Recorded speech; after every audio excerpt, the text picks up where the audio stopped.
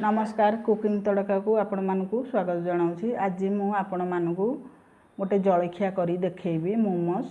आसंतु देखिबा। मोमोस पाई मोमोस केते सुंदर देखा जाउची आपण माने देखि पारुथबे।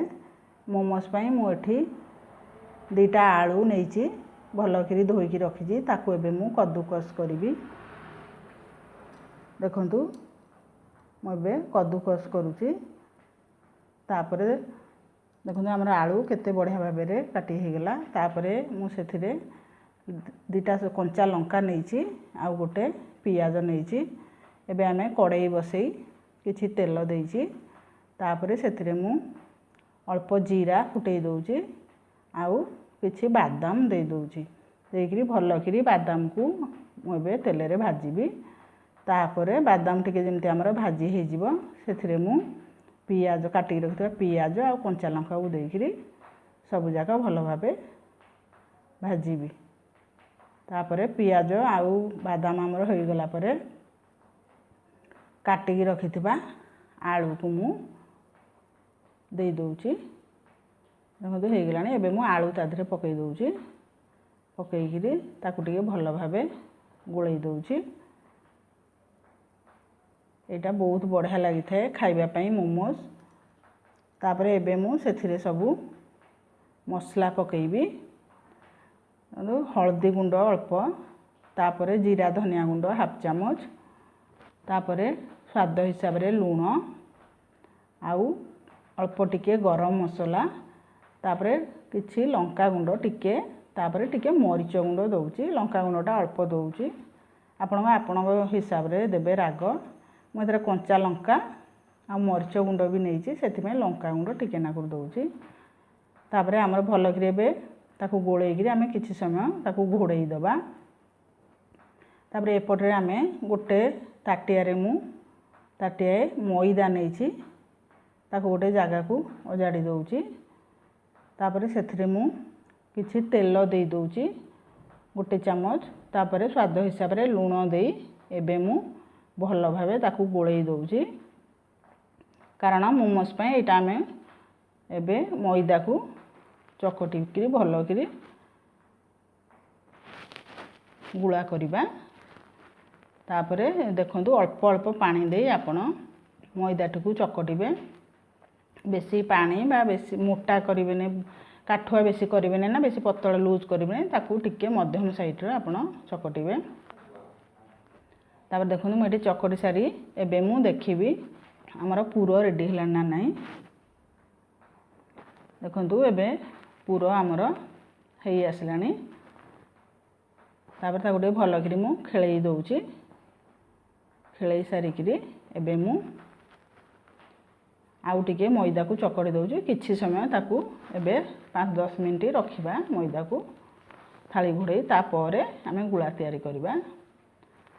तापर देखो आमर एबे पूरा रेडी हो गला। एबे मु गैस बंद करी पूरा को टिके ठंडा हवा को देबी। गैस को एबे बंद कर दउची। किछि समय ताको ठंडा हवा को दबा। तापरे एपटरे आमर देखंतु 10 मिनिट परे आमर मैदा भलो भाबे हे गलानी। चकटाटा केते बढ़िया हे जाईची देखंतु। एबे आमे ताकू छोट छोट करी पूरी जेमती आमर छणा है सेही टाइप रो आमे एबे ताकू गुळा करिबा। छोट छोट साइज गुळा।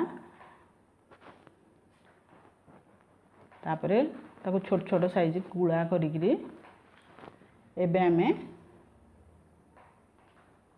मो एई भली भाबे ताकू गुळा कर दउची। आपण साइज रे छोट बड़ करि परिबे। एटा मु टिके एई साइज रे देखंतु करिची पूरी साइज रो। तापरे सेथरे मैदा देइकरी आमे भलो भाबे एबे ताकू गोटे पूरी तयारी करिबा। एटा खाइबा को एते सुंदर लागि थाए। अति सहज रे मध्य हे जाय। खाली पूरा देइकरी आपण आकू मोमोस को जाय। बढ़िया लागे खाइबा पई। साधारणतः हमर चाउल चूना रे आमे जेमते मंडा पिठा करि थाउ अथार मंडा। एटा किंतु सेही टाइप अथार मंडा रे जेमते हमर आलू पूरा दिया एटा मैदा रे पूराटा दिया है। बढ़िया लगे खाइबा को। देखो एबे मु गोटे पूरी साइज रो तयारी कर देली। तापरे एबे मु सेथिरे पूरा दउची।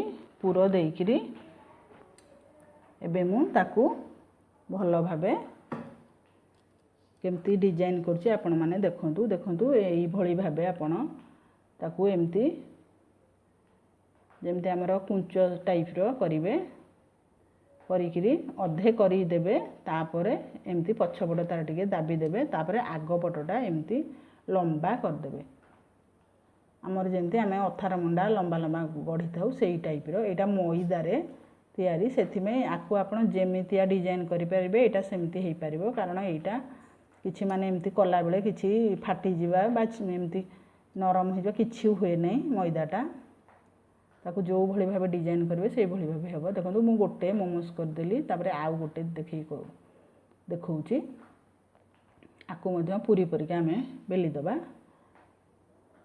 देखंतु एई भली भाबे मु दाउ बेलुची आकु जेमिति आपण डिजाइन करिवे ये सेई टाइप रो ही थाए दा बढ़िया लाई थाए खाइबा पई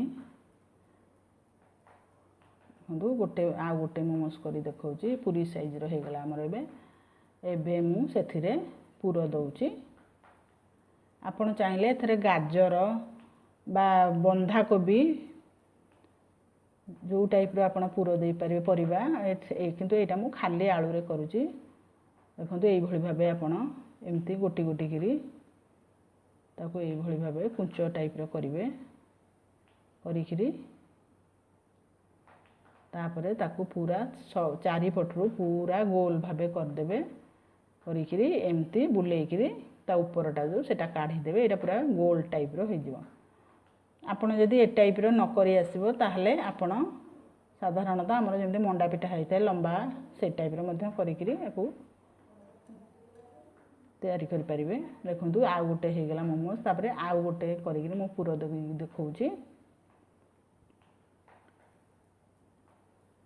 देखंतु मु सेतरे पूरा दे दउची पूरा टिके अधिका अधिका दउथबे खाइबा को भलो लागे देखंतु केमिति मु करूची पूरा चारि पटरु आपण एमती करिकिरी मझीटा को बंद कर देबे एटा टिके मु उचालिया रखिबी ये गोटे टाइप रो डिजाइन मोमोस देखंतु एबे हे गेला हमर तीनटा मोमोस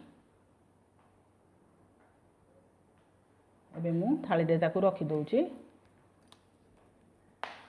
तीनटा मोमोस हमर हे गेला एबे मु आ गोटे करके देखौची एटा टिके मु बड़ साइज करिची कारण ये आ गोटे टाइप रो करिवि सेति में